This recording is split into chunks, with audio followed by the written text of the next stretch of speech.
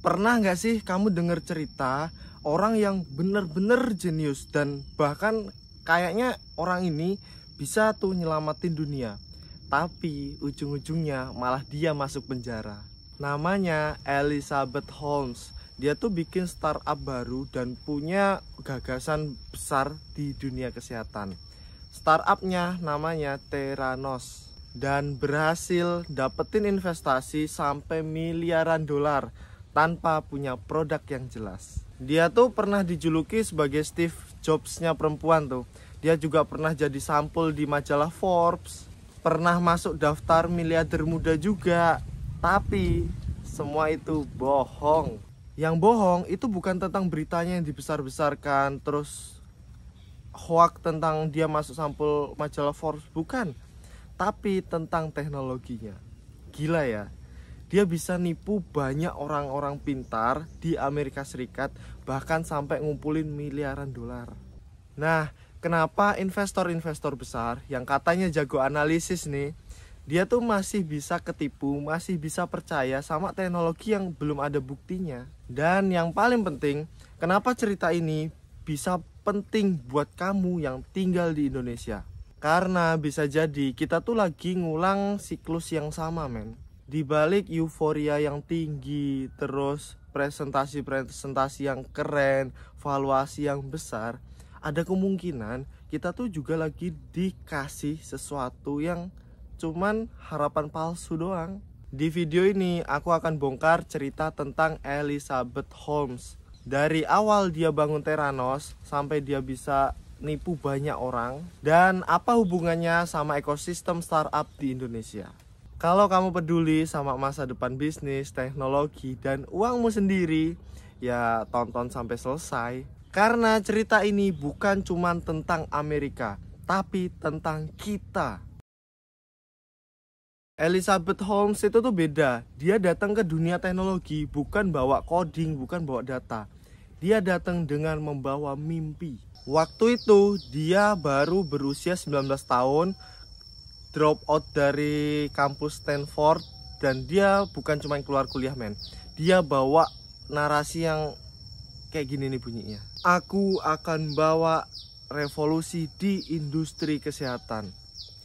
Dia ngomong itu dengan suara yang tenang, suara lebih diberatkan agar terkesan dia lebih profesional, dia kayak orang jenius dan lebih dipercaya sama banyak orang.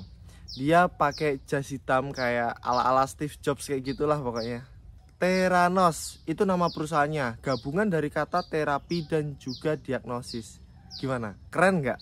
Dia janji cuman dengan satu tetes darah dia bisa menganalisa semua penyakit, ratusan penyakit. Kamu cuman diambil darahnya di ujung jari, dikasih di alat itu, dan kamu bisa dapat, oh aku tuh lagi sakit apa ya. Dan itu adalah impian di dunia kesehatan, men. Lebih murah, lebih praktis, dan nggak sakit. Tapi masalahnya itu semua cuma janji. Alat yang dia bilang bisa gantiin tes darah konvensional, nyatanya itu cuma prototipe, belum benar-benar bisa dibuktikan. Tapi semua orang waktu itu benar-benar percaya. Kenapa? Karena semua elemen startup sukses itu ada di dia.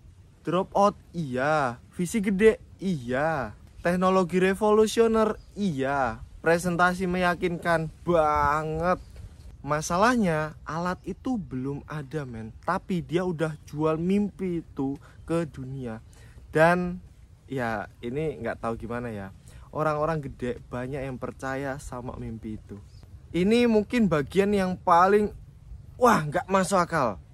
Kenapa? Karena orang-orang yang kena tipu itu adalah orang-orang yang punya powerful besar di dunia hingga saat ini. Bayangin, investornya Theranos itu bukan kaleng-kaleng, men. Di sana ada nama Rupert Murdoch. Dia tuh bosnya Fox News. Henry Kissinger, dia tuh mantan menteri luar negerinya Amerika Serikat. Bahkan ada jenderal, ada menteri-menteri yang lain, dan juga miliarder-miliarder yang udah biasa ngucurin dana mereka ke teknologi-teknologi masa depan. Mereka menaruh ratusan juta US dollar tanpa mereka minta bukti bahwa teknologinya ini tuh udah jalan. Nah, pertanyaannya, kok bisa?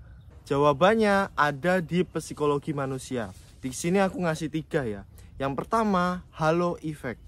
Karena Holmes itu kelihatan pinter dan percaya diri, makanya orang-orang itu nyangka dia dengan, ya ini orang jenius sih sebenarnya.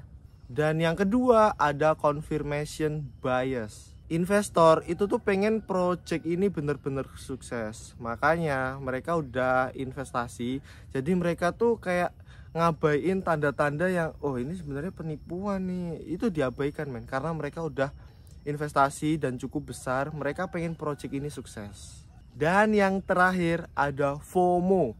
Mereka nggak pengen ketinggalan the next big thing. Jadi mereka asal masuk nih. Dan ini juga ada di Indonesia. Ada yang lagi rame nih, kripto. Mereka semua FOMO, nggak ngerti apa-apa masuk kripto. Ada kan berita yang belum lama ini ku dengar, ada pemuda uangnya 300 juta itu hilang di dunia kripto. Tapi ternyata ada narasi tambahan bahwa dia dapat itu dari sejak 4 bulanan lah dia dapat segitu banyaknya. Tapi modal awalnya berapa nggak tahu ya. Di berita hanya sepotong itu. Ya, itu adalah masalah FOMO. Ini mirip banget sama budaya startup di Indonesia saat ini. Presentasinya bagus, visinya besar, narasinya revolusioner, tapi teknologinya belum tentu ada. Fake it till you make it, itu adalah salah satu mantra mujarab di dunia startup. Tapi di dunia Holmes dia tuh nggak pakai itu. Dia pakai kata fake it and never made it. Bahkan karyawan sendiri itu nggak dikasih hasil akhirnya men. Semua terkunci. Yang penting apa?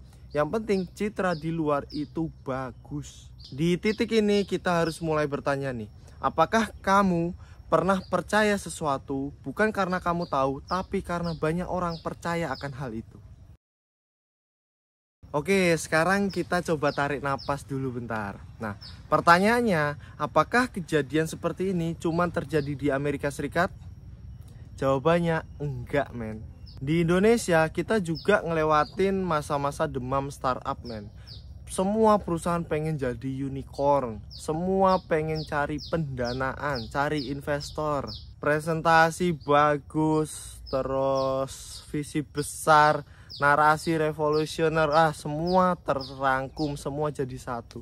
Tapi ketika ditanya cash flow-nya gimana atau produknya ini jalan apa enggak, jawabannya muter-muter, pakai kata-kata ekonomi, campur bahasa Inggris dan lain sebagainya. Lihat aja 1 tahun belakang, tahun 2023-2024, banyak startup muncul di Indonesia.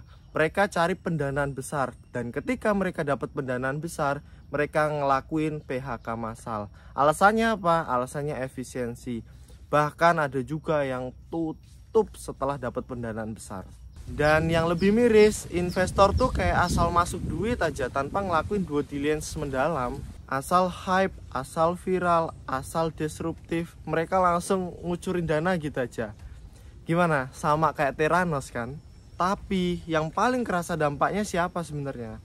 Yang paling kerasa dampaknya ya karyawan di sana, kena PHK, kena pecat, nggak tahu masalahnya apa, masyarakat yang kena tipu, dan juga investornya. Di satu sisi kita emang butuh mimpi besar, tapi ketika mimpi itu nggak dibarengin sama realita, itu malah cuma jadi racun men.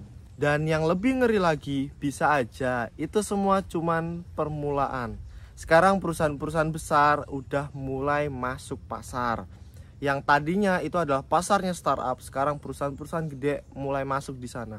Dengan cara apa? Dengan cara mereka bikin anak perusahaan, mereka bikin perusahaan baru atas nama entah siapa, tapi sebenarnya bosnya sama mas ya. Mungkin aja di Indonesia udah ada Elizabeth Holmes yang lain, cuman belum ketahuan aja.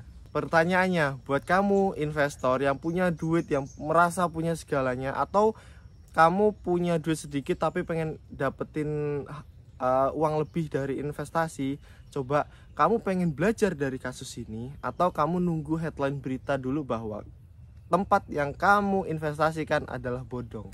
Kamu tunggu yang mana? Cerita soal Elizabeth Holmes ini tuh bukan cuman soal penipuan men. Tapi ini pelajaran mahal tentang bahayanya ngejar citra sukses tanpa ada isi. Dan buat ekosistem startup di Indonesia, pelajaran ini penting banget. Buat apa? Buat kamu belajar bahwa kalau kamu cuma jual mimpi, hati-hati aja.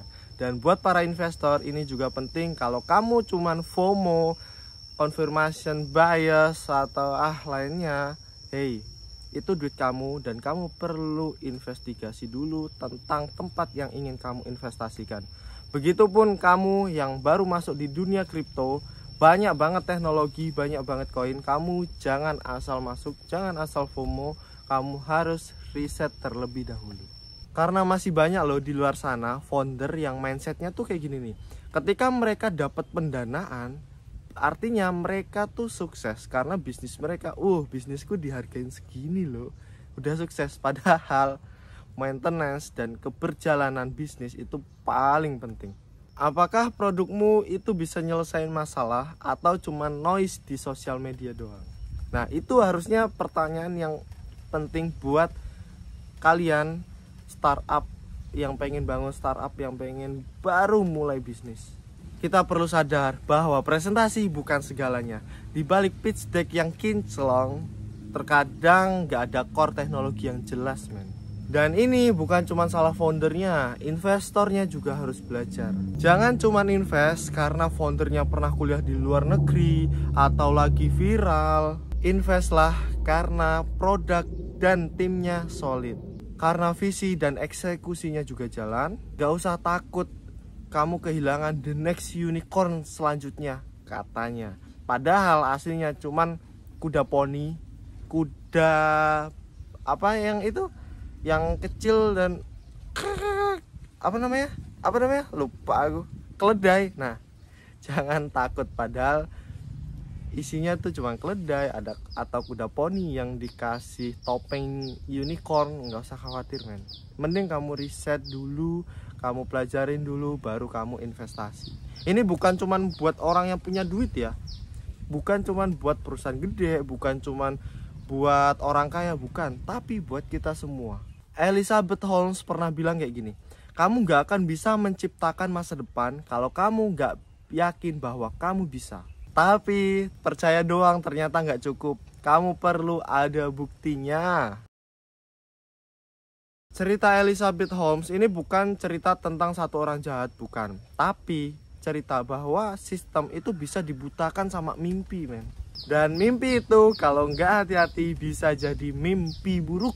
Di tengah euforia teknologi saat ini, kita boleh percaya bahwa mimpi itu penting. Tapi pembuktian jauh lebih penting. Kalau kamu ngerasa cerita barusan itu ngingetin kamu tentang suatu realita, atau kamu pernah ada kejadian kayak gitu entah di bisnis atau di kerjaan kamu, tulis pendapatmu di kolom komentar ya. Kita diskusi bareng-bareng di situ, karena bisa aja satu diskusi dari kita itu ngebuka banyak mata orang lain. Kalau kamu suka sama kontenku ini, jangan lupa untuk like dan share videonya, jangan sampai temenmu kena tipu. Dan jangan lupa untuk subscribe biar kamu gak ketinggalan cerita-cerita tentang dunia bisnis, geopolitik, teknologi, entah Web3, AI, kripto, dan lain sebagainya. See you di next video and bye-bye.